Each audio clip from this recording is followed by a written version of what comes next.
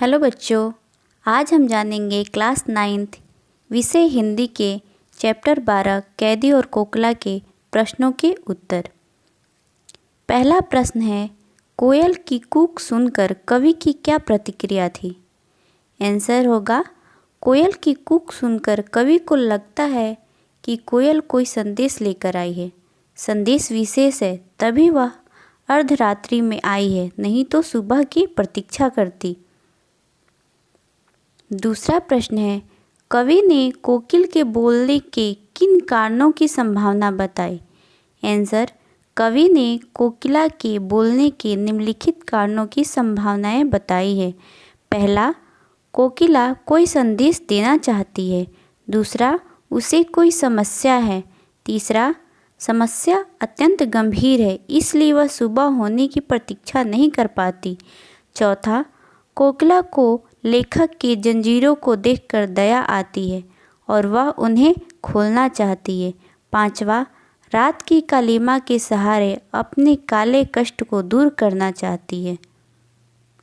तीसरा क्वेश्चन है, किस शासन की तुलना तम के प्रभाव से की गई है और क्यों? आंसर, अंग्रेजी शासन की तुलना कवि ने अंधकार के प्रभाव से की है, क्योंकि अंग्रेजी सरकार की कार्यप्रणाली अंधकार की तरह काली है। यह अन्याय अंधकार का प्रतीक है, क्योंकि अंग्रेजों की शासन प्रणाली अन्यायपूर्ण थी। चौथा प्रश्न है, कविता के आधार पर पराधीन भारत की जेलों में दी जाने वाली यंत्रणाओं का वर्णन कीजिए। आंसर, कविता के आधार पर हम यह कह सकते हैं कि तत्कालीन समाज में अंग्रेजों द्वारा भारतीय कैदियों को तरह तरह की यातनाएं दी जाती थी। जैसे उन्हें अंधेरी कोठरी में जंजीरों से बांध कर रखा जाता था। उस कोठरी का क्षेत्र बहुत सीमित था, वहाँ कैदियों का रहना मुश्किल था। इस काल कोठरी में रोना भी गुनाह था। ऐसा करने से अंग्रेजों द्वारा सजा दी जाती थी। क्वेश्चन नंबर 5, इस क्वेश्चन में भाव स्पष्ट करना है। क्वेश्चन नंबर 5 का क, मृदुल वैभव की रखवाली सी कोकिल बोलो तो, इस वाक्य का भाव स्पष्ट करना है। तो इसका भाव है, मृदुल वैभव की रखवाली से यहाँ कवि का तात्पर्य कोयल की मीठी तथा कोमल आवाज़ से है। उसकी आवाज़ में मिठास होने के बाद भी जब वह वेदनापूर्ण आवाज़ में चीख उठती है तो कवि उससे उसकी वेदना का कारण पूछता है। ख है, हूँ मोट खींचता लगा पेट पर जुआ, खाली करता हूँ ब्रिटिश अकड़ का कुआं। इसका भाव है, अंग्रेजी सरकार कवि से पशुओं के समान परिश्रम करवाते हैं। कवि के पेट पर रस्सी बांधकर कुएं से पानी निकाला जाता है, परंतु इससे भी वे दुखी नहीं होते तथा अंग्रेजी सरकार के षड्यंत्र को विफल कर उनकी अकड़ को समाप्त कर देना चाहते हैं। क्वेश्चन नंबर 6 है, अर्धरात्रि में कोयल की चीख से कवि को क्या अंदेशा है? आंसर है, आधी रात में कोकिला की चीख से कवि को यह आशंका होती है कि कोकिला को किसी प्रकार का कष्ट है। कवि को लगता है कि वह किसी डाकू की कैद में है, जो कि उसे पेट भर खाने को नहीं देता। उसे तरह तरह की मानसिक तथा शारीरिक यातनाओं को सहना पड़ता है। क्वेश्चन नंबर 7 है, कवि को कोयल से ईर्ष्या क्यों हो रही है? इसका आंसर होगा, कवि को कोयल से ईर्ष्या हो रही है, इसका सबसे बड़ा कारण कोयल की स्वतंत्रता तथा कवि की पराधीनता है। कवि अंग्रेजी सरकार की काल कोठरी में कैद है, परंतु कोयल हरियाली डाली पर रहती है। वह पूरे आकाश में स्वतंत्र उड़ सकती है, परंतु कवि की दुनिया काल कोठरी के अंधकार में जीवन में सिमट कर रह गई है। कोयल गीत गाकर अपनी खुशी जाहिर कर सकती है, परंतु कवि के लिए रोना भी गुनाह है, जिसकी उसे सजा मिल सकती है। क्वेश्चन नंबर 8 है, कवि के स्मृति पटल पर कोयल के गीतों की कौन सी मधुर स्मृतियाँ अंकित हैं, जिन्हें अब वह नष्ट करने पर तुली है?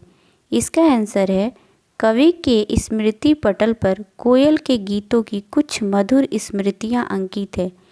कोयल हरी डाली पर बैठकर अपनी मधुर वैभवशाली आवाज़ से संपूर्ण सृष्टि को अलंकृत करती है। उसके मधुर गीतों से उसकी खुशी झलकती है। वह स्वतंत्रता पूर्वक अपना गीत गाती है, परंतु अब वह अपनी इन विशेषताओं को नष्ट करने पर तुली है और बावली सी प्रतीत हो रही है। क्वेश्चन नंबर 9 है, हथकड़ियों को गहना क्यों कहा गया है? इसका आंसर है, कवि ने हथकड़ियों की तुलना गहनों से की है, क्योंकि भले ही यह कवि के लिए हथकड़ी है, परंतु यह ब्रिटिश सरकार द्वारा दी गई पराधीनता है। यह ब्रिटिश राज का प्रतीक है जो अंग्रेजों द्वारा पहनाया गया है। क्वेश्चन नंबर 10 है, काली तू ए आली। इन पंक्तियों में काली शब्द की आवृत्ति से उत्पन्न चमत्कार का विवेचन कीजिए। इसका आंसर होगा, इन पंक्तियों में कवि ने कुल 9 बार काली शब्द का प्रयोग किया है। यह काली शब्द का प्रयोग कई अर्थों में किया गया है। कहीं इसकी तुलना ब्रिटिश सरकार की काली करतूत से की गई है, कहीं यह वातावरण की कालिमा का प्रतीक है, तो कहीं इसका अर्थ निराशा के रूप में किया गया है। क्वेश्चन नंबर 11, इसमें काव्य सौंदर्य स्पष्ट करना है। इसमें 2 क्वेश्चन है। पहला है, क किस दावा नाल की ज्वालाएं हैं दिखी।